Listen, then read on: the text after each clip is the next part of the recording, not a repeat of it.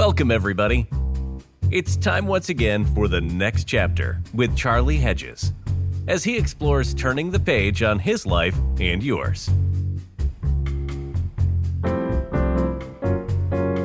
Hi, all, and welcome to the next chapter with Charlie. This is where we explore thoughts of understanding your deepest self in light of your everyday life. And you know, we have a bit of fun in getting there. Today, my special guest is Vasily Yurenkov, founder of Greener Relocation. For years, Vasily lived between two countries, Italy and Russia, never really settling down in either one. And it was at the height of the COVID lockdown that Vasily realized a critical insight that would shape his business forever. And that is, most people don't intentionally choose where they move. Makes you wonder. Vasily's vast knowledge of moving abroad and his expertise in international affairs enabled him to guide people to their ideal destinations. But his strategies apply to a move anywhere, not just international. He helps people make informed decisions based on their personal preferences and the compromises they might be willing to make. After more than 7 years of doing this podcast, I have never explored this topic on the show. I can't wait. So let's get into it and let's welcome our guest, Vasily Yurenkov. Welcome to the next chapter with Charlie. Hi, Charlie. Thank you for having me. Good to have you. I know we're going to have a guest come in every now and then. What's the guest's name? Guest's name is Albus Black, and right now he's trying to kick down my laptop. Yeah. Albus Black is that from Harry Potter? Yeah. So he's a huge black Maine Coon, and the breeder decided that they needed a name that would start with an A because he's from the first letter. So they chose Albus Black, also Albus being white in Latin. So it's like black, white, black cat. I mean, even in the naming of a cat, you have philosophical metaphor behind it. As we chatted yesterday, there's a lot of philosophical metaphor going on in you anyway. So that's really cool. You know, Vasily, I have to admit that I am totally unfamiliar with the services you offer. As we chatted earlier, and it seems to me that we all could benefit from your processes, even if we are moving not just around the world or the country, we could just be moving to another county. And I want to go through the strategies of what you look at. So why don't you tell us about what services do you offer in Greener Relocation? Sure. So the main service we offer is helping people create their own strategy for relocation. Basically, we start with figuring out what is it, the pushes and the pulls, right? So what are people looking at in the new place? What are they unhappy about the places where they are right now? And what, so to say, drives them and what forces them to stay behind. So because it's very seldom that the place where they are is very bad and they want to go to, and that there is a place where everything is very good. Usually there are some kind of trade-offs. Yeah. So where you are, right, something is good, something is bad. So how do you measure that? And this is where we come in. So we sit down, we talk people through that. We help them assess different locations. We highlight the trade-offs, and we help plot the course. What kind of visas do you need? What are your next steps? Are you ready to move, or do you need, to do some things career-wise? I mean, sometimes it may be different. If we're talking about applying it not to the international relocation, you're absolutely right. It can be also applied to moving to another state, for example, in the US or into another city. It's pretty much the same playbook. So the main thing is you have to really sit down and be very honest with yourself. And that's where you usually need someone else, to think against. Right. Like against a mirror, right? You need somebody who will be sitting there and asking you sometimes very uncomfortable questions, saying, oh, you just mentioned that. But I also see that before you mentioned something else, and there was a kind of contradict. Uh-huh. So what do you really want? Because knowing what you really want is actually the hard part, the first hard part. Then it is how you measure it, how you take it to the data so that you can be sure that at least you don't, miss some important side, because you can't experience all locations on your own, right? So it's not possible. Even visiting all 50 states will be quite a feat, right? Yes. So what I do is pretty much, strategic analysis, the way corporations do that. When a strategy department presents something to the CEO. So, okay, this is our options: option A, option B, option C. These are the risks. These are the trade-offs. Please make a decision. But even somebody who's being told by their company, here's the city. We're moving you. You're being relocated to Munich. Yeah. Munich is a big place. There's a lot of choices that I don't know. Do businesses offer people help with that, or is it really better off for them to come to someone like you and get? So, yeah. Sorry. No. Yeah. So, the people who are being internally relocated sometimes come to me because very often it is not what they are offered is not like, okay, you go to Munich. Because, well, if you're offered like you go to Munich, that's pretty much it, right? But sometimes they can be offered a few offices. And this is where I come in. Because you get an offered, say you are in New York, and you feel like you might want to go to London, but your company offers you Singapore, Cape Town, and Madrid. You come to me, because then I will help you figure out, okay, what is it you're looking for? How do these places compare?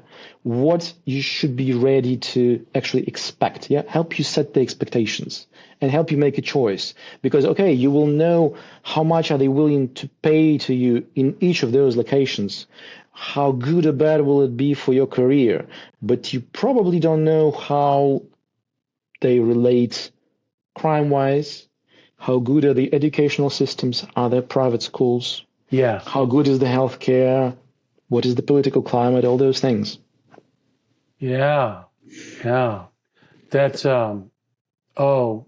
my brain is going crazy because I'm not thinking like a business guy. I'm thinking like a retired guy who wants to spend months at a time in different locations. And I thought, you just mentioned 3 interesting places: Singapore, Cape Town, and and don't tell me, because the third one was my biggest interest, Madrid, but I've been to Madrid. But I would love to know more. I could use you to say, look, I'm just going to go spend 30 days. Mm-hmm. And I just want a new life's experience. I like to, I'm not that, have you seen, I don't know if you have access, this commercial is runs on your TV, but there's a commercial that runs on our TVs that says, travel used to be an adventure. Now it's a checklist. Well, oh, yes. And so, but that's not me. I've always traveled the back streets. When I came to Amsterdam, mm-hmm. I was in Amsterdam and I stayed on the outskirts. But then I would just, I have this odd thing of where I get out of my Airbnbs. Typically when I'm traveling like that, I go Airbnbs, and I walk out and I kind of know the direction I'm going. There's a museum or there's some place I'm headed to off in the distance. And I just know I'm going that way. I throw on my backpack and I just start walking. I really have no idea. It's sort of like Frodo in the Lord of the Rings. Where did he go? He headed east. That's what I'm doing. I'm heading east. And then I just take in the sights. I take in the people. I take in the clotheslines over the street and the barbershops. I'll go in and get a beard trim. I typically don't need much of a haircut because that's pretty much done. But I like in cafe. I'm a cafe person. I like to hang out at a cafe with a laptop and write and think and I want to catch a culture. And so I think I could probably come to you to say, where am I going to catch a culture? What culture am I really going to enjoy? I don't care about the Eiffel Tower. That's a very good question. A tricky one too. Oh, good. That's a tricky one. So if we're talking about culture, so there are these interesting tools. Maybe you've heard of them. So one is World Value Survey by Ronald Engelhardt. And another one is Geert Hofstede's 6D model. It's called Culture Compass now. And basically what they look at is fundamental values, and they measure them with the help of very well-designed surveys that are being conducted every few years across a big number of countries. So like 120 for Culture Compass and probably all there are for World Value Survey. It's a very big thing. So what we managed to do is we managed to give you a questionnaire and kind of find which countries are more like you in those fundamental values. Like, okay, so what is your relation to power distance? What is your relation to indulgence? Do you indulge yourself or do you not? Are you collectivist or individualist? Are you success motivated or lifestyle motivated? So all these things. Oh, that makes sense. This is one aspect. The other aspect, which is Engelhardt, it's more political values. So, okay, what is your relation to what are your views about family, gay marriages, abortion, religion, this kind of stuff. So this is one way of finding, okay, and then I can show you, for example, which countries look more like you and whether you want to explore those, or which countries look the least like you and whether you want to explore those. If we're talking about exploring, right, I wouldn't recommend living in a country that doesn't look anything like you. But if we're talking about like traveling for 30 days, having a look, so that may be where I would have started. This may be a start. Yeah. So, okay. So which country doesn't look like you and what does it look like? But then again, I would still add some other measurable parameters, because that way you may end up in DR Congo, where probably it's kind of scarce on coffee places where you can work with a laptop. Yeah, and where you have to have an armed guard with you. Absolutely. Like in Lagos, Nigeria. Like in Lagos, yes. Yeah. Yes, I've seen that movie. Firsthand, I guess. Firsthand.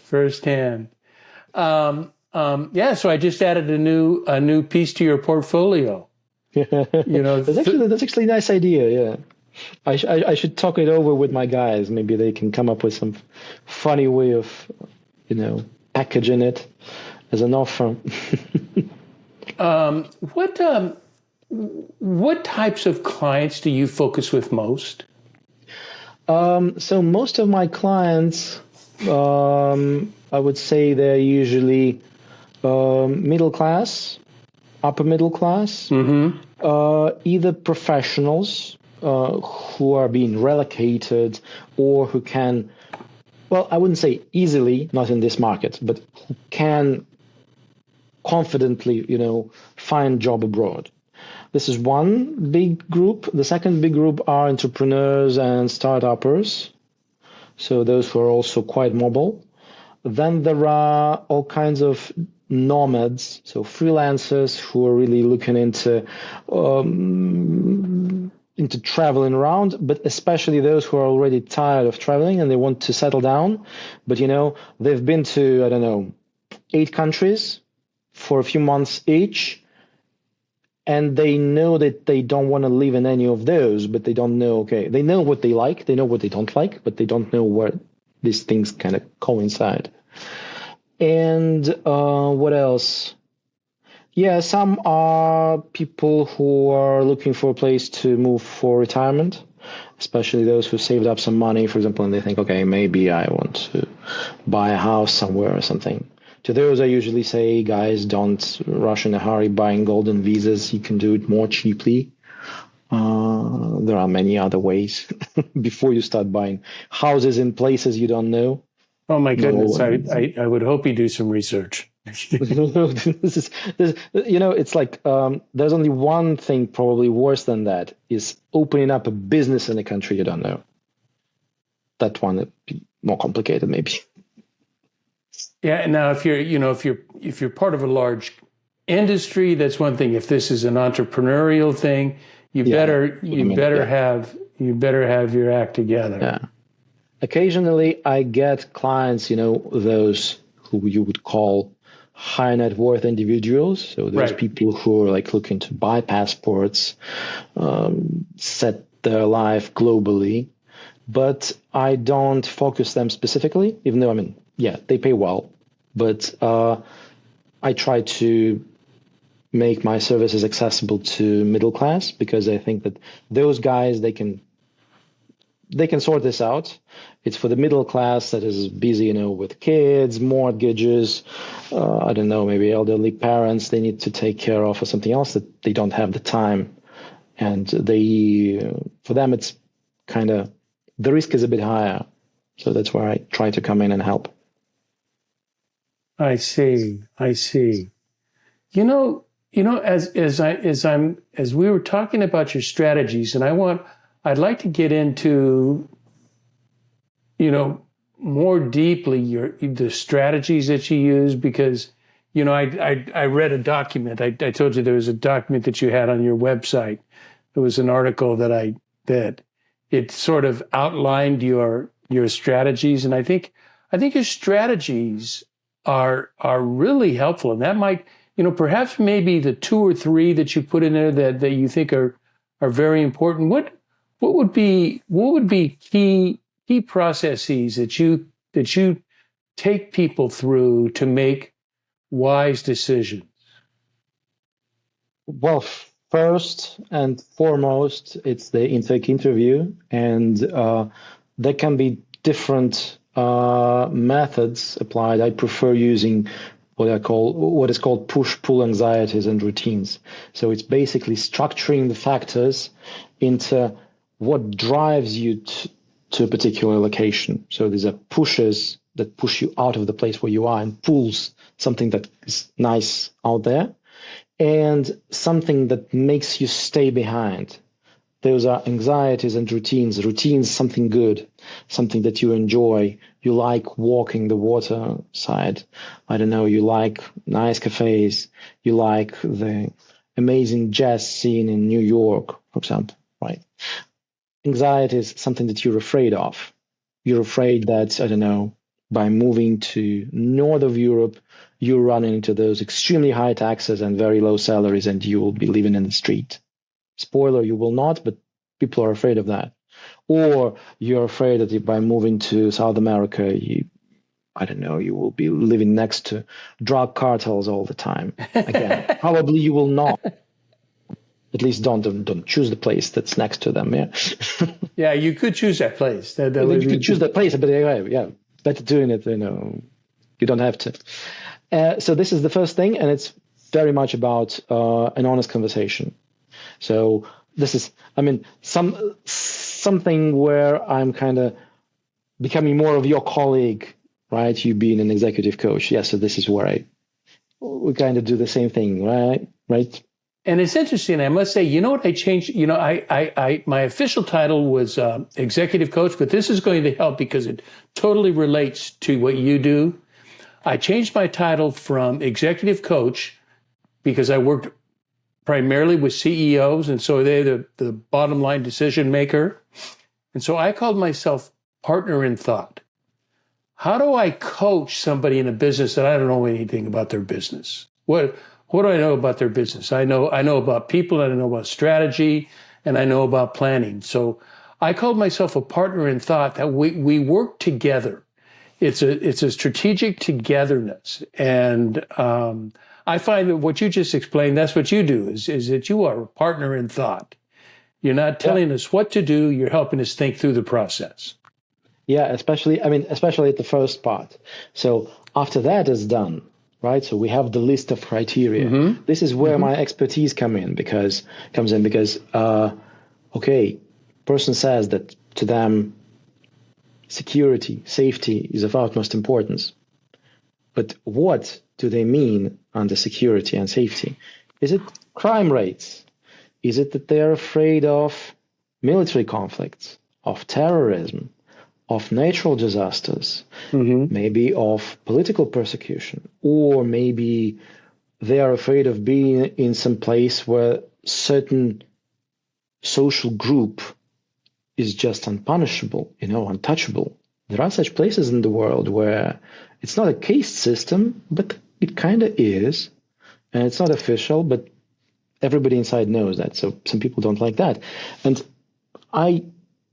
what I do is I try to pinpoint the particular aspect.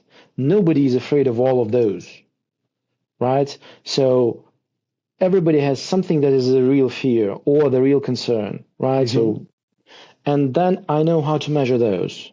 I pick up the criteria, the parameters, the indicators that are pinpointed specifically to measure those things.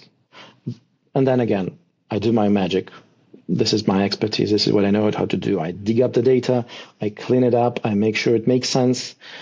Or maybe sometimes it doesn't. Then, okay, I have to find some workarounds or say that, sorry, guys, this can't be measured this way, but I can offer some other option. And then, so this is a bit of me going back to my university times when I was lecturing. Yeah, so this is where I start talking about, okay, so this is how we measure it. These are the limitations. This is where it doesn't work. This is where it works. This is what we see. This is what is good, what is bad, what you have to be prepared for, what you should expect, what you shouldn't expect. So I help set the expectations so that they are not too high, because very often people move having an expectation that where they move is some kind of a paradise. Especially I see this with the people who didn't live abroad before, So they go to Italy thinking, oh, this is paradise on earth. Well, depends on where you're going and what you're doing and who you are and what you do and how you do it. Yeah, it can be. Yeah, that's great. You know what? You have this delightful integration. You're a data guy, so you're very data driven. As we've chatted, I've got it's data. Data is king, but data doesn't make the final decision, does it? No. What you used another word that I love. Tell me the other word that you used. Oh my God. Oh, I'll tell you because I'm looking for a special word. Chemistry. Yeah, of course. Yeah. Now data, the data you get impacts the chemistry, but it is still, it's on that gut feel. It's that we talked about hemispheric brain thought, which I talk about all the time on the show. It's moving from the left brain to the right brain, where it's like buying a house, and a husband and wife buying a house. And they go out and they say, we have a young child, so we need 4 bedrooms. So we need 4 bedrooms. We need X amount of square feet. We want to make sure that there's bathrooms here and bathrooms there. So, there's all this data, all this analysis that goes in, and you can come and you can say, and so you walk into the house with this information. You don't even look at the house unless it fills those standards. Ideally, unless you have a realtor that's in the habit of showing you crappy places first before they show you the great place they want you to buy, which I always tell them, just take me to the great place. Don't take me to the crappy places. But then you take a walk through and one of you says, it just feels right. Yeah. There's no data, no nothing. It can even not match the data. It can get to where Absolutely. It doesn't really match the data, and you're saying, but this feels right. This feels like home. Yeah, you're absolutely right. And when we were talking yesterday, I mentioned chemistry because I believe that in the successful settling in a new place, chemistry plays, 80% of the result. Really? 20% is the preparation, 80% is the chemistry. Mind you, I would say that half of that is pure luck. So what is the weather when you arrived? Have you been robbed at the train station? I don't know. Did the pigeon pooped on you while you were walking on your first day?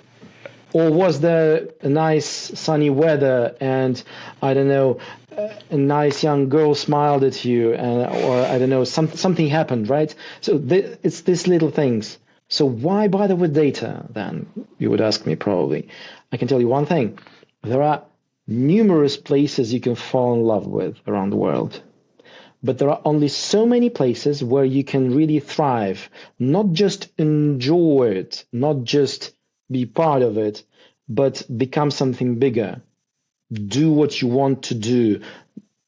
And again, this may be career-wise, this may be mission-wise, this may be family-wise, just a proper place where you want to grow, your kids to grow. But those places, there are fewer. And what I help with is, it's like in the dating app where you have the filters. So what is the gender? What is the age? What is the preferred, dimensions or interest or something like that. So I help you set those up. I help you see the list. But then, so that you can go over that short list and see, okay, where do you get the chemistry from those? Because then it will not be only chemistry, but also mind, right? Also rational thing. So my job is trying to help you fall in love, not with something, not to run into an abusive relationship with your new country. It sometimes happens. Put yourself in an abusive relationship with a country. That's brilliant. I think. Well, first of all, chemistry. You can feel a chemistry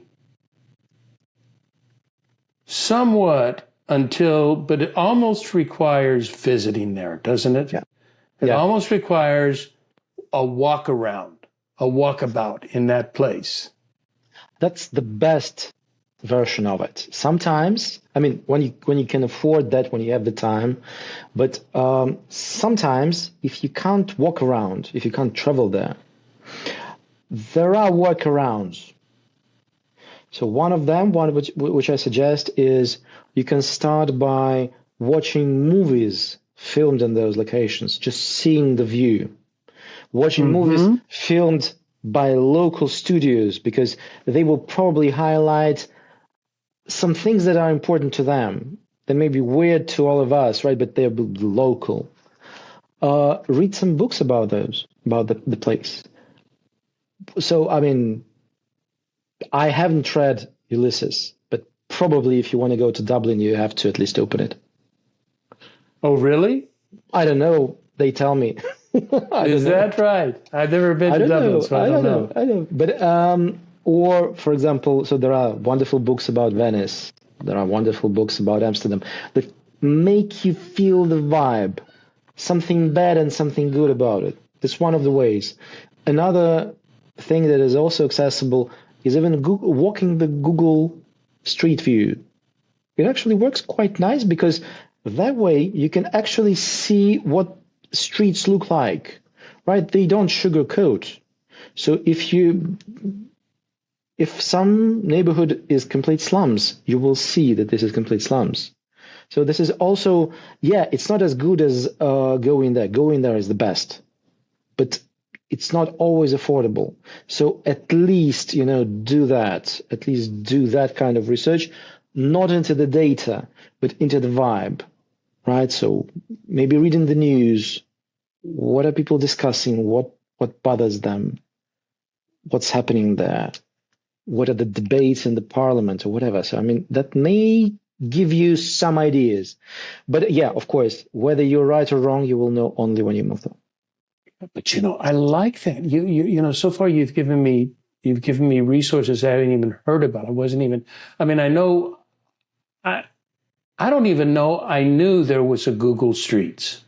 Oh. Where you could walk the streets of Now, is this only true internationally, or would this be if I wanted to move to Tennessee? See, if I wanted to move to somewhere on the East Coast, would there be places in the United States that have Google, that Google does Google Streets? They are even better than everywhere else. I mean, you can walk around San Francisco if you so like, or you can walk around every small village, every small town. You can thoroughly study things. Yeah, they will sometimes be dated, but again, so it may be like from a few years back. But if you have a lot of homeless in the street, you will see it. If the streets are run down, you will see it. Right. So, and again, if you have read, for example, a Wikipedia page and maybe some of the news, again, what's happening, you'll know what to look for. You will be alert for what's happening, right? Yeah, I love that. Totally works. That's a brilliant idea. That's an idea I could even use for holidays. Yes. Say, where am I going to go? Because we're always debating, where are we going next? Well, we haven't been here and we haven't been there, but we've, it's just like, let's try this new, let's try this experience. And so far we've been very successful in doing it. However, I think if we were a bit more intentional and because what you're bringing up in me is a part of my personality that is so strong, and that's creativity and curiosity. And I wonder if there are places where I could kind of even explore my creativity and think more about what I might expect or what I might receive out of a location I hadn't even conceived of, out of a place I hadn't even thought of going. That was like Portugal to me. I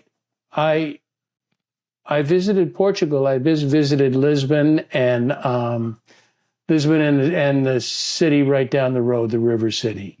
Probably Sintra. No. Coimbra. No. It's just Porto. No? Porto. Yeah. Porto. Yeah, it's north. Yeah, up the coast. Yeah. But I just want, it was a place I was curious. I wanted to see, it was just, put it on my list, of been there, done that, my adventure. But Portugal spoke to me, and the whole Lisbon, Porto area spoke to me. And so one summer we took a month vacation, and my wife went with her sister and nieces, and they went to UK, and I went by myself to Lisbon. And I, just got myself an Airbnb, and I, brought my computer as always. And, I had a little place, and, and I would write, I write a lot. I don't know what I write, Vasily, because I don't publish anymore, but I'm writing all the time. I've got journals and notes and articles, everything all over the place. But I get such pleasure from writing. But Lisbon was marvelous, and I just walked the town and totally enjoyed it. And that was having tasted it and said, now I want to taste it deeper. And my wife came and joined me for a week, so we were there. I was there for a month. And now that is kind of good enough so that you know what it is like to live there. A month is perfect time. Yeah, it's not too long. Yeah, Lisbon is a very nice place. Many people are attracted to it. oh, really? Yeah. It's been one of those popular places recently, in recent years. Also, after Brexit, many British went there because, well, there are some historical ties, nice weather, Porto wine. Porto wine, yes. My friend, they use that. They use Porto as a starting point for the Camino. Excuse me, for walking the Camino. Did you do Camino de Santiago? No, I did. I almost did. I almost went with my friend, and then just timing, my friend went and walked by himself, and we were going to walk together. But as I discovered, with two introverts, it's probably best that we walk by ourselves. I mean, we're really close. We're like this. He's my best friend. And, but if we had to spend a month walking together, we'd probably hate each other. Introverts unite separately in their own homes, the international motto. That's the international model? Of introverts. Yeah, introverts unite separately in their own homes. I've never heard of that. Did you just make that up? Or is it... No. It was an old joke, a picture, like a communist party manifesto, like proletarians unite, workers unite. It was just like introverts unite separately in their own homes. That's beautiful. That describes us. That describes us. So I want to highlight your business. So I put on my show notes places for people to, your website, to go to your website, and really encourage to go to website. How else do people get a hold of you? So usually it's either website or social media. So website, Instagram, LinkedIn. Those are the usual channels. Yeah, so we also put out a free guide for those who are, so to say, they still want to go this whole road by themselves. So we offer a free guide, a 24 pages long document that basically outlines what I briefly explained, right? So how do you go about it? How do you come up with this criteria? How do you measure them? How do you, proceed, and so on and so forth? Also, the trick with the Google Street Views, we added there a very nice, good and trashy photos of the same city to kind of highlight that you can actually walk in the Tenderloin in San Francisco, or to what is it, Alamo Square? No, to some nicer area, for example, right? So, and we were looking for like the trashy part and the nice part for each of them, so that people can understand that you have to just really spend some time walking there, so that you can figure out. But this is a good tool. It allows you to really get the glimpse of what city looks like. Yeah, so these are the main. The main source is how people can get hold of us. And also, you were mentioning about, for many people, it is about vibes. So vibes are extremely important, right? So as you mentioned, you went to Portugal just out of curiosity, and then you liked it. The good thing is that I have traveled quite a lot. Yeah, I'm still far from having visited every city and country in the world. That's not even possible, maybe, I don't know. But very often when we talk with my clients, I can sometimes get, get the grasp of the feeling of what they're looking for. And then sometimes they tell me, well, the style of that particular place. And then that adds an additional dimension, because I understand, okay, this is what the data shows, this is what the values show, this is what the person, a third dimension, this is what person can afford, visa-wise, money-wise, career-wise, and stuff like that. But also, okay, so you're more into contemporary city meeting a medieval town. Oh, I know a few places for you. So looking at your final list, I can tell you, I maybe would recommend paying some attention to this and this and that. Why? Because, well, as we speak, I get this vibe. And, And I mean, it's always very nice when you can really travel around to get this feeling for yourself. That's awesome. That's the best way of figuring out whether you will fit or not. But also, to be true,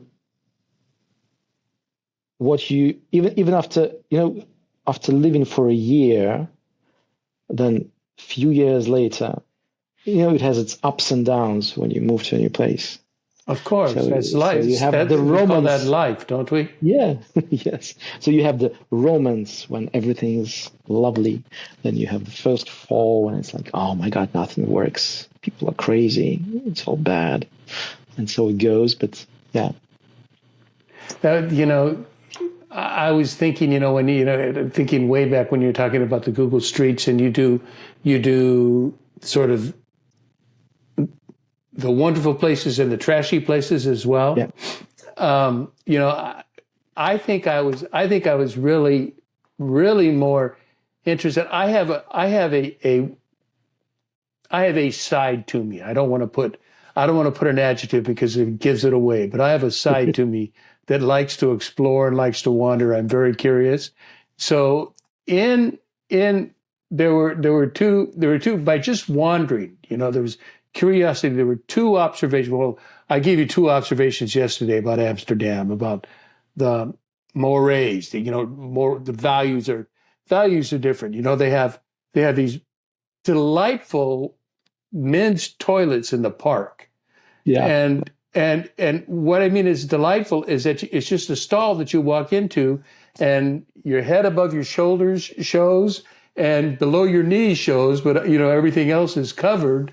But there's part of you show that that's just so.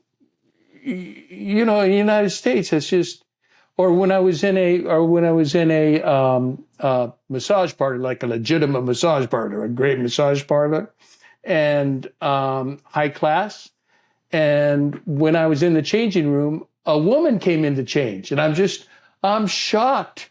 And then I was at events where the men's room, the door was wide open. There was just a line of urinals and guys just standing at the urinals, but the door is open because nobody cares. And then the other thing that I noticed in your city, the two fun things that I always tell people about Amsterdam. One is the pot bars. There's something very humorous about the pot bars, and that when you go in one, outside, there's a sign that says no smoking. Yeah. And it's talking cigarettes. Well, people are going in there smoking pot, but it's no. And then the other smoking is forbidden. Yeah. What's that? Smoking is forbidden in coffee shops. Yeah, you can only consume what you bought. Yeah, and if they sell stuff to smoke, then I guess it's okay. If they have the part not tobacco. What's that? Not tobacco. You not cannot tobacco. Smoke no. tobacco. And then the other thing in Amsterdam that was very interesting to me. Where I found some of the best restaurants and the nicest places were what they would call end caps. On aisles in a supermarket. There's an end cap. Mm-hmm. Well, the end caps were nice restaurants or nice establishments, and the aisles, that was the red light district. The red light district has some of the best restaurants. I don't know if somebody from Amsterdam would agree. That was just my observation. I know a as an very nice outsider. formerly Michelin-starred restaurant, which is right next to the Amsterdam Central Station. It's in the most tourist trap, complete tourist trap, but a very nice Portuguese, by the way, Michelin restaurant. You guys are awesome. Yeah, it's very interesting. I'm trying to keep a sort of a collection for different countries of the words that help to understand the culture. And probably one of those for the Netherlands is, at least for me, is the word gedogen, which means, if I would spell it, it would be probably an American would probably read it as gedogen. So it starts with Gedo and so on. What it means that something is forbidden and frowned upon, yet tolerated. Yeah, so, for example, this is how red light districts survived in the city for centuries because it was gedogen. It was not allowed under the religious codes. It was not allowed. By all means. And yet it was there. Everybody knew that it was there. And whenever somebody raised the question of maybe we should ban it completely, like really indecisively, somebody in the magistrate would say, hey, do you want all these sailors to go to your daughters? Let's just leave it there. And the same with smoking pot. If you start Googling it, is it allowed to consume drugs in the Netherlands? You will find on an official website it is forbidden. Yet, it is tolerated under certain conditions. It's this gedogen. This is the big... We need that word. We not only need that word, we need that attitude. Ideal in the U.S. because we stick with the forbidden, and then it's not tolerated, but it is certainly used. It's there. It's just not tolerated and forbidden. It's not tolerated socially. But it's still, they get plenty of business. They do just well. Yeah. I've been to New York just, a couple of months back for the first time in my life. Yeah, so I was very curious. Okay.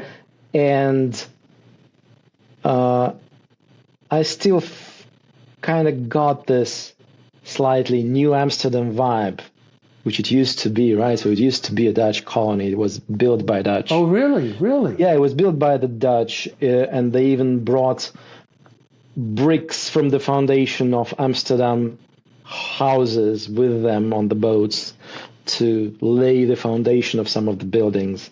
And the New York Charter was basically copied from Amsterdam Charter back in the day. Oh, yeah. I was unaware of that. Yeah, but there's still this slight, fume of gedogen, and I don't mean all the pot that they smoke. There is this slight, Babylon. That's fun. You know what I want to do? We're running near time. Can't believe how long we've been. But you know what I want to do? I want to change, and I want to go to an interesting question I want to ask you. Not that the others have not been interesting, I hope. But you spoke to me. We spoke for nearly an hour yesterday. We've spoken for almost an hour today. So you have, you go on read, you go on vibes. So you have a vibe of me, now, whatever that is, you have it, and it could be on target. It could be not. I don't know, because I'm a rather complicated individual. But you have a vibe. So, I'm looking, this year's vacations are planned. I'm looking for a 30-day holiday next year. Okay. Based on me, where would you suggest that I visit with my wife? And my wife is a little bit more conservative than I am, but she, we hold the same values and things we like to do. Okay, without looking at the data. right? It's just going on vibe. Just going Going on on vibe. vibes. Okay, so let's give it a try. You mentioned that on your vacations you like to go into all kinds of cafes and coffee places, look at the people, write a lot. Do you or your wife also enjoy going to all kinds of museums, operas, theaters, restaurants? Is it also on the table? We don't do it a lot, but we are big. We're big performance art people. We're big art Performance people, art.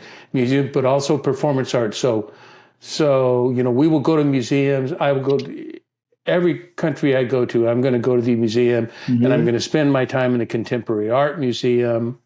But we also, in Venice, we went to a concerto, and it was quite, just held in a church somewhere off to the side, and that sort of thing. And no, not Venice, not Venice. Florence? No. Oh, anyway, but we did go to Venice. We went to the symphony in Venice, to the symphony in Venice. So we do enjoy that. The only issue with that is me bringing clothes, packing the ideal clothes that I can go to a nice event. Okay. Is it more summer or winter vacation? Cold or hot? I'm not a or snow moderate? person. You're not a snow person. Okay. I mean, I don't want to, if it snows on the ground, that's fine, but I don't want to go and have to deal with it. That's why I live in Southern California. I don't want to deal with it. Okay. Are we talking more Europe, more Asia, some other locations? I'm a Europhile, so I've been to a lot of countries in Europe.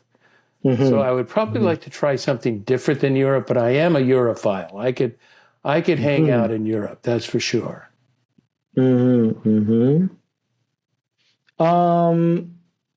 How adventurous are you? I mean, when it comes to going to places that may be a bit really dangerous. And I don't mean San Francisco dangerous, like, oh, please don't leave your belongings in a car. I mean, like, real places where sometimes you may be better not walking around some bad neighborhoods. With my wife, no. With me by myself, probably yes. Okay. So the two of you, if we're talking about how do you take heat? Heat, okay? Heat, a lot of sun. It depends on what you mean by heat, I mean, like Singapore heat. I've been to Singapore tough. twice, but I don't remember the heat. Yeah, okay. That's another difficult thing about you. You've traveled the world. Well, not that many, but I've been to over 30 countries, so but not that many compared to you. Have you been to Prague? I liked Prague. I was there, but I was only there for a couple of days, and I liked it a lot. Because that was my first idea. I mean, I'm obviously, when it comes to vibes, I'm right now a bit in love with Amsterdam. So if you ask me, Amsterdam is probably one of the best places on earth for me. But with all this, like trying to find something where, I don't know if you've been, now I know. First thing that comes to mind is Prague, because it's this very, very amazing combination of the old town, of Europe, of Western and Eastern Europe, It's a very weird mixture. Very friendly and interesting people. A lot of history there. Lovely cafes. And, I mean, another maybe a bit weirder place for you. Oh, good. I like that. Use the right adjective.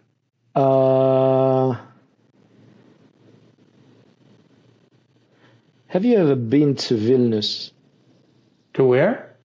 It's the capital of Lithuania, so one of those Baltic states. So there are like three. No. Latvia, Lithuania, and Estonia.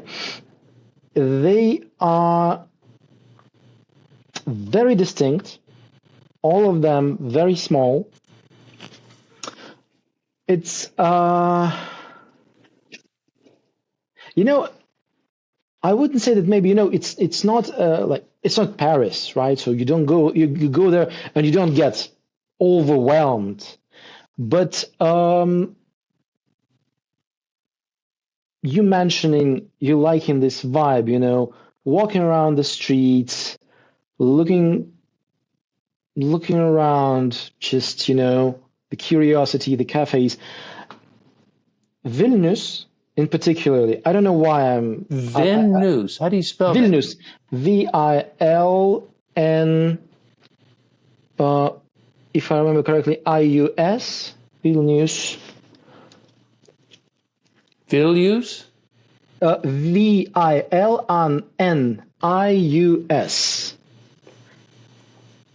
VIL. NI. Oh, Vilnius. Okay. Yeah, Vilnius. Yeah. Yeah. Sorry, pardon my pronunciation. Yeah. No, your pronunciation is just fine. I'm the American. So, It's not the nicest of them. That would probably be Riga. It's not the most different. That would probably be Tallinn, where you still have the actual two-story wooden houses. It's amazing. But it has this very, very distinct vibe. It's it's almost hard for me to really explain. It's not the most beautiful place. No, it's not. I mean, it's a bit dark. It's very green. It has its castle. It has some very interesting architectural objects. But it is, even when it's raining, and it's raining a lot because it's quite a northern place, it's just cozy. You just walk the streets until you all, tired, and if it's raining, it's wet. Or if it is summertime, you're absolutely hot. It can be very hot there. And then you go to this small coffee place, and each one would be different and pretty distinct and very cozy and very nice, and with interesting people with whom you can chat if you like, or not chat if you don't feel like. They will not bother you, but they will also kind of keep up the conversation. And it is a very interesting place. Yeah. Okay. Somehow, trying to pick for you because, obviously the usual suspects like, Constance in south of Germany. You may have been there. Munich, you've probably been there. Amsterdam, you've been there a few times. So I'm trying to pick something which may be of interest to you. You've been to Florence, you told me. I mean, this is obviously one of the places where you can go. But again, in Florence, half of the restaurants will be tourist traps. They will not be good. You have to know the right places. In Vilnius, you can just drop by to pretty much any place. Even if the coffee will be bad, they will make it up in, I don't know, in cake or in the food. And it's this very, very hard, I can't put my finger on the vibe, but it's also very different from Prague. It's very different from probably anything you've seen. Okay, that's helpful. You know what? What I just did. It was a test, and not really a test. I mean, I meant it because out of pure curiosity, but it shows the way you think, and I think, my listeners for travel would really want to speak to you. It's so much different than talking to a travel agent or talking, they're trying to sell you stuff and you're trying to promote an experience. It's very different. Yeah. And I think you showed that in telling me about Vilnius. Actually, this is our time. It has been great fun, Vasily. Thank you for that. The time has just flown by. Thank you, Charlie. It was a real jazz, as you promised. Delivered as promised. Thank you. I really appreciate you spending time with me. And the show, we'll get you a copy of the show when it goes live. You'll get everything so you can enjoy. Thanks very much, my friend. Thank you, Charlie. Have a nice day. And I also want to thank everybody for tuning in to the next chapter with Charlie. And until next, this is Charlie Hedges signing off. Bye for now.